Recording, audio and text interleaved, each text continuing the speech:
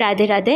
আমি পূজা। আমার নতুন একটি ভিডিওতে তোমাদের সবাইকে অনেক ওয়েলকাম। অনেক দিন ধরে প্ল্যান হচ্ছিল যে তারাপীঠ যাবার, কিন্তু সময় সুযোগের অভাবে হয়ে উঠছিল না। পুজোর পর ফাঁকা থাকায় যখনই প্ল্যানিং হলো যে চলো তাহলে এখনই তারাপীঠ থেকে ঘুরে আসা যাক। তো যেমন কথা তেমন কাজ, দাদা এসেছিল ওদিক থেকে অফিস থেকে ডিরেক্ট। দাদার সাথে শিয়ালদায় দেখা করে আমরা তিনজন উঠে পড়লাম ট্রেনে। রাত থাকতেই আমরা পৌঁছে গেলাম তারাপীঠে। তারাপীঠে এসে হোটেলে প্রথমেই আগে মায়ের মন্দিরে গেছিলাম, তখনও মায়ের মন্দির খোলেনি, সেই জন্য আমরা ডিরেক্ট হোটেল রুমে ঢুকলাম।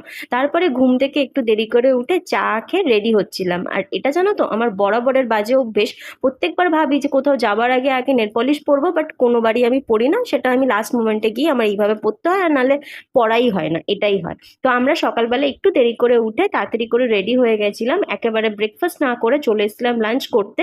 দেন গেছিলাম আমরা একটু বাইরে ঘুরতে। ঘুরতে বলতেই দ্বারকা নদী দেখতে গেছিলাম, দেখে টেকে আবার আমরা রুমে চলে এসেছিলাম, যে আবার একটু বাদে মন্দিরে যাব যখন আহ অন্নভোগ দেবে সেই সময়টায়। তো আমরা আবার সেই সময়টায় গেলাম, তখন দেখলাম মন্দিরের দরজা বন্ধ ছিল বলে আমরা বাইরে একটু অপেক্ষা করছিলাম। তারপরে আবার মায়ের দর্শন করে চলে গেছিলাম আমরা তারাপীঠের যে সাইট সিন গুলো হয় সেগুলো দেখার জন্য। কারণ এগুলো আমার দেখা হয়নি, আমার বর বা দাদা কারোরই দেখা হয়নি।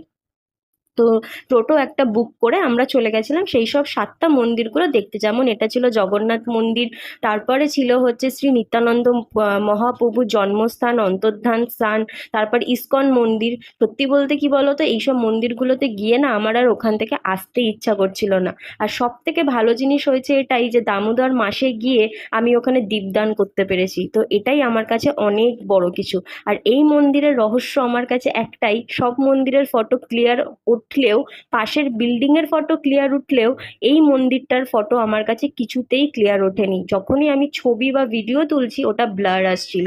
তারপরে রাতের ডিনার নিয়ে চলে এসেছিলাম আমরা রুমে। পরের দিন গেছিলাম পুজো দিতে।